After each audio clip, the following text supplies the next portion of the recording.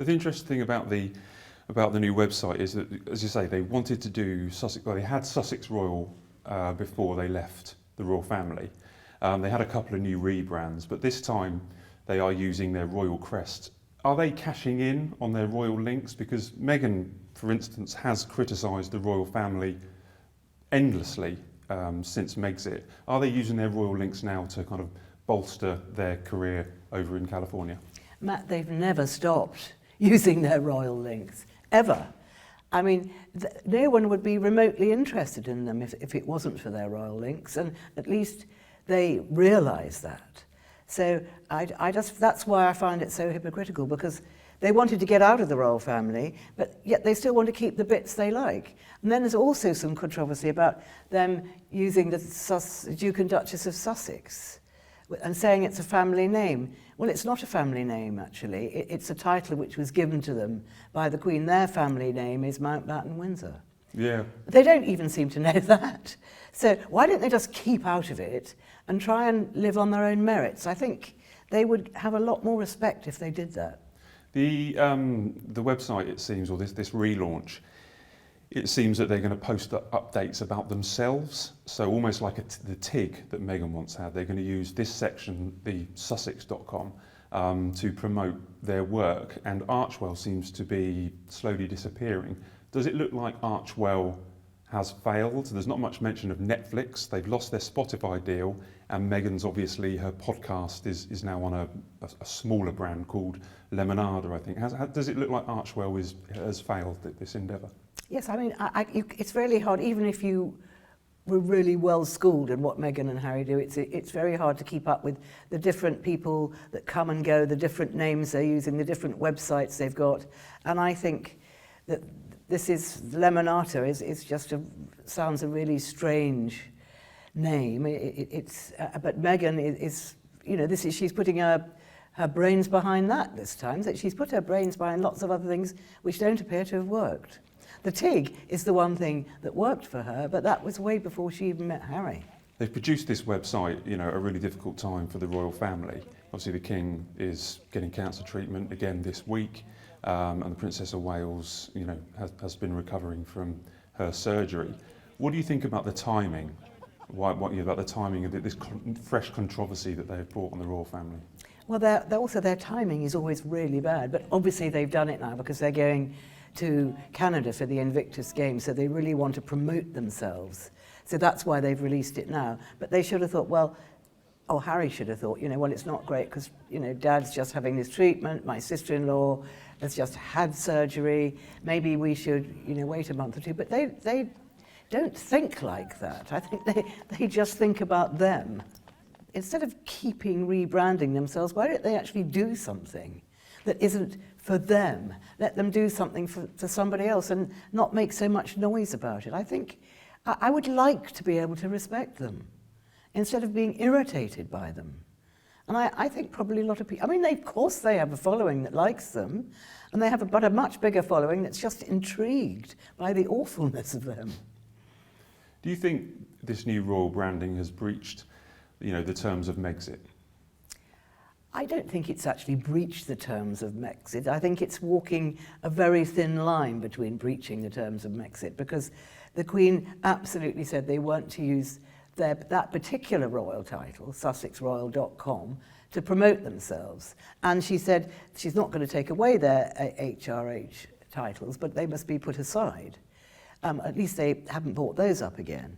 I think it's really more of a niggle than a big annoyance. I don't think there's going to be a big fuss made of this because it just brings more and more attention to them. Do you think, obviously the Queen was adamant they couldn't use the term royal or HRH, how do you think she would feel seeing that they've maybe used a loophole or quietly sneaked in this new rebrand?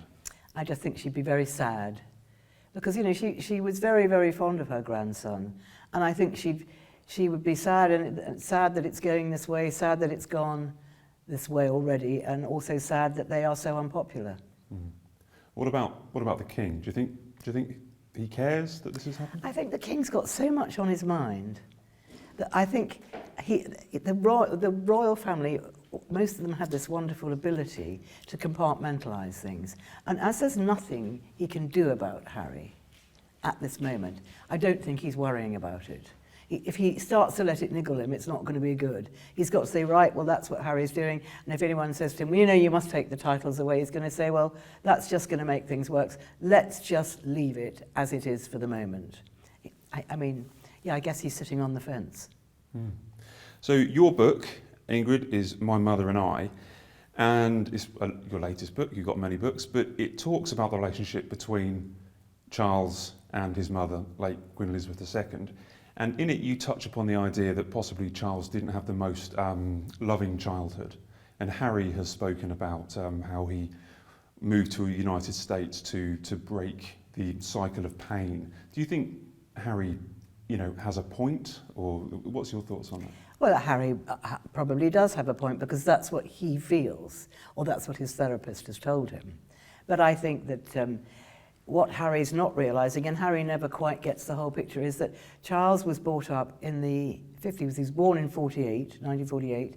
It was so different.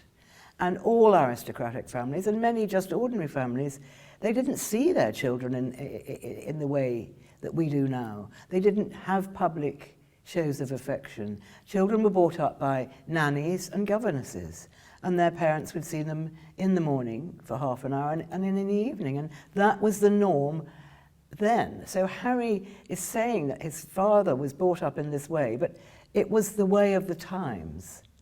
And Diana complained about it as well, that, you know, that Charles was really incapable of showing any public affection. Doesn't mean he was incapable of showing private affection. So do you think Harry has a point? He talks about coming from a broken home. I mean, does he have a point there, do you think? Well, I think he does, but I mean, for all the people that I've spoken to that used to work at Highgrove, you know, when Harry was a little boy, he was a really happy, cheeky, very naughty little boy who got on incredibly well with his father. And William mooted more to his mum. And yes, of course, Charles and Diana had terrible rows. And Diana used to go around, she was so frustrated with her husband that she would go around the books and just punch them with anger and scream and slam doors. We should try it, Matt, when you're really frustrated, but then you probably hurt your knuckles. But it could be wild at times, but according to one of the housekeepers there, the children didn't really see that. Because the minute there was action stations, I think they used to call it, they were whisked away by a nanny, a housekeeper, a detective. Remember, they had their PPOs there. They weren't exactly on their own. So you talk about Diana. I can say you were friends with Princess Diana. Yes. You went round to, you went round to Kensington Palace for cups of tea? Yes. What was that like? That must have been quite a... Well, the first time I went there, this is the longest time I spent with her, she invited me around because I'd written something that she didn't like. And Diana really could get people by the neck. And she was very clever. She was an arch manipulator because she would bring the enemy in. So I wasn't the only journalist to go there by any manner of means. And then she confronted the enemy, and then she made friends with the enemy. So she was very clever, and she thought I was really hugger-mugger with Prince Charles. And she wanted to find out, because we sort of laughed about the biscuits at Highgrove and all kinds of little things, because I'd been to Highgrove with Charles, and Diana wanted me on side, because I'd written something saying that, I think it was Paul Burrell was driving people into Kensington Palace covered by a rug in the back of the car. But it was Hasnat Khan. I didn't know that, but she didn't know I didn't know that.